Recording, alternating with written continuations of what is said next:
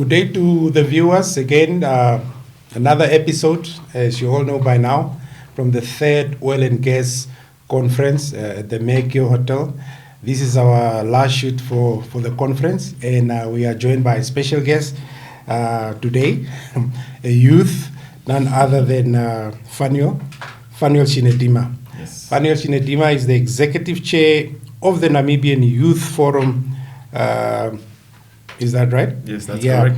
Perhaps maybe you can just give us a little background on yourself. All right. Yeah. Right, yes, thank you so much. As you said, my name is Fanuel Shinedima, and I'm the executive chairperson of the Namibia Youth Energy Forum. Yeah. And mainly at the Namibia Youth Energy Forum, I'm responsible for overseeing our projects team. And the Namibia Youth Energy Forum is an organization or a platform that was founded to be the voice of young people in Namibia's energy sector. So we actively advocate for the active participation of young people in shaping our energy landscape. Of course, looking at the renewable energy space, looking at oil and gas and all of that. Yeah. And so we also do this, of course, through various interventions and projects and initiatives that we do. And exactly. So the important question of the day is, Fanuel, there are a lot of youth out there. The unemployment is very high, and government is coming up with so many initiatives. Yes. Oil and gas is just one of them. Yeah. We can speak about a lot of things, the Gini coefficient, the unequal distribution of wealth. And so basically the question, what space should youth play to make sure that they are not left out?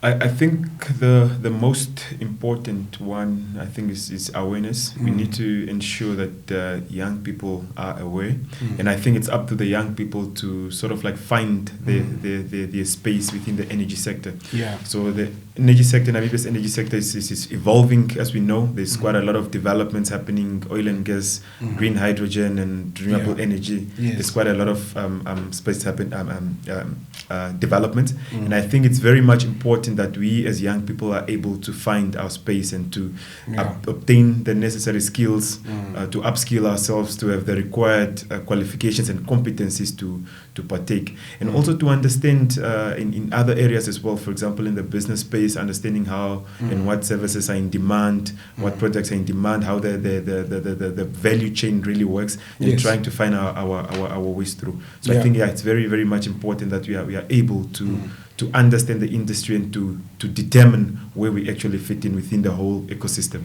Yeah. But it's the same question asked differently. Why do you think it is so important for the youth to be part of the transformation? I know you are still early, as you said, especially with oil and gas. We still in exploration, but you don't want youth to jump onto the bandwagon last minute. So there are things probably, especially to those ones who are listening, can do as we speak now, so that they are not really left out. So why is it really important for them to? And I'm sure this platform also creates awareness, and this is why we have you on the platform, maybe just to speak to the youth. Yeah, I think with regards to that, I always say that, for example, with Namibia's recent oil and gas discoveries, that those are not just discoveries of oil simply like that. This is something transformational. This is something generational, and I believe that it's up to our generation as young people to be part of this journey and to ensure that we are able to benefit from these resources, to ensure that our communities and our country is able to be part of it. And I believe that with all the opportunities and with all the benefits that come from oil and gas, we are able to address the issue of high youth unemployment, for example, addressing the issues of high poverty rates across the country and all of that. Hence why I believe that it's very, very much important that we are able, as young people, we are able to prepare right now, and we are able to be part of this journey to ensure that we benefit and we utilize all the economic benefits that come with all these discoveries. I believe that this is something generational, and I think this is the best opportunity for us as Namibian youth to be part of this value chain. Absolutely. So we have positive examples. Someone said it's probably a good thing that we're starting late, so that we have the opportunity to to learn from others, our neighbors and others on the global stage. For instance, when I say others, I mean Norway, Dubai, Abu Dhabi, Angola, Nigeria. They've already done it. So how do you feel as a youth about the Sovereign Wealth Fund? Because you said the oil and gas discovery is generational. Yes. It should benefit the... So the government, I know, is busy with some initiatives like the Sovereign Wealth Fund that is falling under the Bank of Namibia. And then also the fact, Fanuel, that you also know that the oil and gas cluster has been shifted to the offices of the president. Yes. Do you think the government is really doing enough to meet the generational kind of issue, or to tackle that issue? Yeah, I think on that, to answer, let me start with the last question. I think, with regards to the government doing enough to tackle this, I think it's quite still early to look at that point. I think these discoveries are recent. We've never had this upstream industry before in Namibia. But what I can say is that with, of course, the right consultations and with the right people in the right spaces, I think we are right on track to see some progress, to see some representations, and of course to see some effective outcomes coming out. And then of course with looking at what the rest of the world has done for their resources, I think there's quite a few lessons that we can learn from all the countries that have had these industries for years. And of course, I feel like every country is an important lesson for us as Namibians. We need to understand how they went about with the industries. We need to understand about the regulations and policies. We need to understand about all the shortcomings as well, the challenges they faced, and all of those. And I think for us as a country, we shouldn't try to copy and paste what has happened elsewhere in the world. We should need to work on our own unique Namibian case study and policy framework, but of course understanding and learning already from what the other countries have done. And I believe with the Sovereign Wealth Fund, I think that is a very, very good step that the government has taken. And I think the only question there again is going to be how is the rest of the country going to benefit from that? How are we going to support our other industries as well, and how are we going to ensure that we are able to utilize these resources in a very, very good way that is good for everyone in the country. While we're on that point, do you as a youth or the Youth Forum think the oil and gas, and we spoke about green hydrogen and so on, do you think that the rush would probably suffocate agro-processing, agriculture, tourism, manufacturing, retail, the other sectors? What is your view on that? I think and how do we obviously? I think that is true. We've seen it for the past few years in Namibia, especially since the recent oil and gas discoveries and then ongoing green hydrogen projects. I think there is an issue where our entire attention as a country is shifting, and we are neglecting. We are not neglecting, but I think we are somehow on a path where we are sort of like going to neglect other industries which are also very, very much important for economy. I think we need to ensure that we have a balance when it comes to prioritizing the sectors. We need to ensure that investment is deployed across all the sectors, and we need to ensure that all the other sectors are booming and do not shift the focus to oil and gas, for example, because I think things can change. We get disappointed at the end and realize that we actually don't have any maybe commercially viable projects and stuff like that, and then we lose out on that, and then we lose out on the fact that we've also neglected other sectors that we're supporting our economy. So I think it's really, really important that we maintain the balance and we ensure that we are active across all the industries. Yes, that's good. Is it your first time to attend as the forum, the Youth Forum? The oil and gas, is it your maiden attendance? We were founded last year. However, last year we only had a limited team that was actually present here. But for this year, very, very much happy to have come with a delegation of about 100 youth. Wow. Okay. Yeah, How are the youth coming? Was it schools or? Yeah, so it's students, the unemployed youth, the students, and the university graduates, and and all of those. And we of course partnered with Namibia Oil and Gas and its partners to roll out and have this Future Generations Masterclass.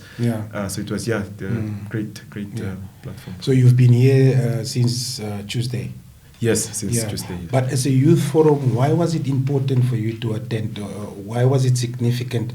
And what would you say? So I know Tuesday we had the masterclass, and then the next day we had the technical conference. Yeah. And as you know, the conference is trying to achieve positioning Namibia as the next energy frontier. Yes. And then also the other theme that they had is that we're moving from exploration to action. Yes. So we need clear deliverables, that needs to be smart.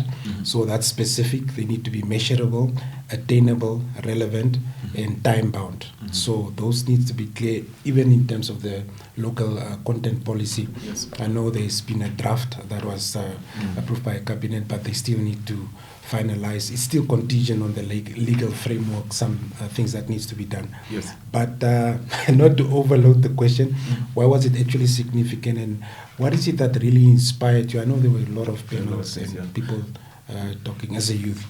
I think it was very, very much important that us as a youth, we got to have an opportunity to be present at this conference, and to of course be included in the discussions about what is happening, especially things centered around local content, around policies, and of course also getting an update on where we are headed as a country in terms of the upcoming phases and the developments and all of that.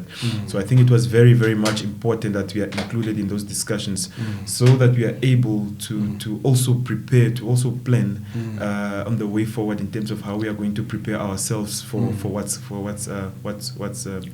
coming next. Okay.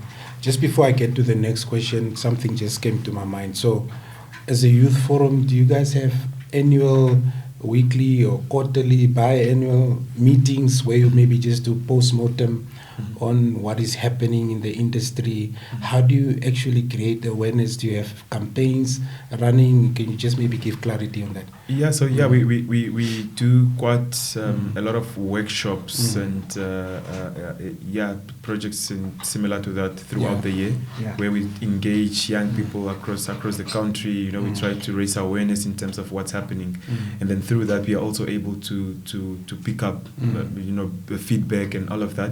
And part of our mandate as a forum is also on stakeholder engagement on behalf of the youth. Yes. So we in constant engagements, meeting various partners, policy makers and government and all of that, just trying to discuss and see how we can position young people, how we can include them, and also to address some of the key challenges that we've identified. And an example of that is, for example, we've been engaging young people, and some of the outcomes that came out was that they lack the necessary skills, they have the qualifications and all of that. And through that, we're able to come up with an initiative, our employability database, where we try to collect this information or this CVs of these various young people. And it's our job to try and go out into the sector to engage these institutions and these companies to try and see if there's ways in how they can support these young people through internship, placements and trainings and all of that.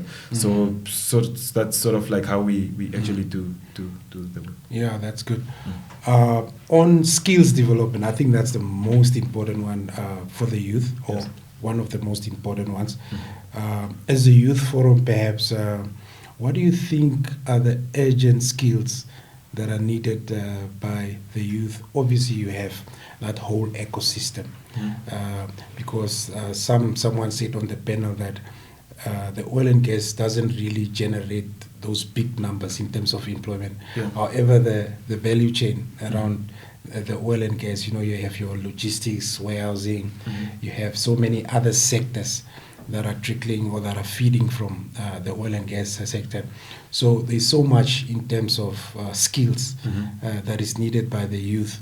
Are you guys maybe having partnership with the vocational training centers like VTC, maybe your, we still call it Polytech nowadays, it's called NAST, maybe UNAM and any other maybe training institutions? One of the recent one that we've actually in the process of executing and implementing is a Green Hand offshore training program. Okay. So this is is the one at the coast? Yeah, the one we are doing in the coast and in Windhoek and Lodres as well. So we've partnered with a global recruitment and training firm called Atlas Professionals.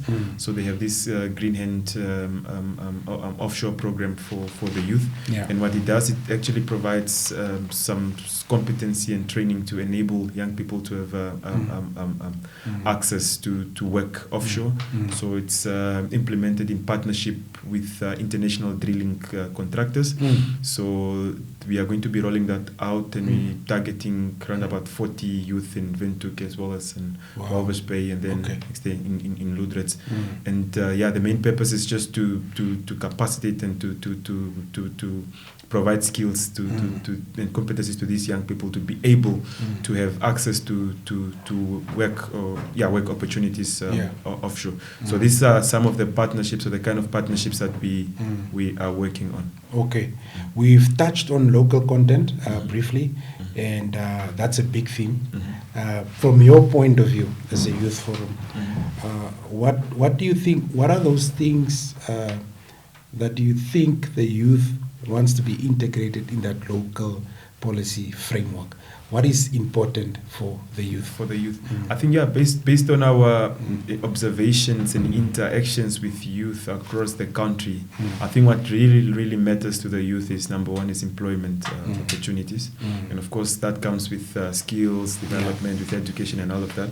But that is a very important topic to youth when it comes to local content. Yes. And then of course with business opportunities as well. To jump in there, I also read something where the president said today that the main focus should be job creation. So just to supplement. Yes, definitely. I think that is very important topic, not just to the youth, but to the government and all the other stakeholders as well. Yeah. And then of course with businesses as well, we have SMEs, Namibian-owned businesses. They want to have a fair share of the value chain. They want to be active participators and contributors into this industry. Yeah. And then of course the third one would be beneficiation. We want to see local beneficiation. We want to see how these discoveries, how this oil is actually going to transform our communities, our countries, our economy, and make life better for an ordinary Namibian. Yeah, that's great. Fanuel, we're about to wrap up now, but just a few more questions. Bear with me. So what are the biggest challenges facing the young people now who want to break into the energy sector? From your engagements that you had, I know you are at the top of, you have a kind of a bird's view on what is going on. What are those challenges for young people? I think the most common, I think, is around skills development. There isn't really a lot of accessible platforms where young people can have access to training. And of course that comes with financing to acquire all these qualifications and all of that. In the existing scholarships and bursaries and all of that. Fund is also doing a good job. But it's sort of like limited because it's targeted to a certain group. Majority of the young people are, grade 10 and 12 dropouts who can't meet requirements to study at higher institutions and universities abroad. So these are the ones that are looking for, TVET skills and qualifications, and I think that's the biggest challenge is financing around that. And then also, I think is awareness. Yes. Many young people, when they think about oil and gas, they only think about work offshore on the rigs and on the platforms, but they don't know that the industry is actually quite bigger than that, and it requires everybody's skills, and there's also downstream marketing, selling the product, and and all of that, brand positioning, and so many other things. Definitely. Do you, as a youth forum, are you looking to expand or collaborate with African or global youth energy forums or movements? Yeah, definitely. I think, definitely that's one of our biggest priorities, to collaborate on a global level, because I believe that as an institution, we have quite a lot to learn from the rest of the world and from other countries and from other institutions, especially those that have been in the industry for quite some time. So definitely we are looking forward to partnering with those various partners across Africa and across the world. Yeah. Looking forward ahead 5-10 years, where do you see Namibia Youth Forum and the youth in terms of the impact that the Youth Forum would like to achieve? I think over the next 10 years, I think what we really look forward to is impact. We need to ensure that the platform becomes a strong voice and advocate for the young people, and then we also want to see the impact, the fruits of our efforts. That means we need to see as many young people upskilled. We need to see as many young people employed. We need to see many youth-owned businesses participating in this sector, and we also want to see policies that are sort of like youth-friendly and advocating for youth participation. I think that is what we are definitely setting our eyes on. Yeah, brilliant. Fanuel, last question to you is, if you had one message for young Namibians listening right now, what would it be? I think what I can tell the young people is that, this is our time, and whatever we do, we should remember that this is our time and this is generational, so we need to own it, and we need to own it from all corners, all fronts. We need to push to ensure that we benefit from this. Yeah. Yes. Fanuel, thank you very much. There you have it, Executive Chair of Namibia Youth Energy Forum. To the viewers, thank you for tuning in as you bring you more content on expert views from the panel. Unfortunately, we also come to the end of the third oil and gas conference, but surely we'll continue to bring you more content. Stay tuned and stay empowered. Cheers.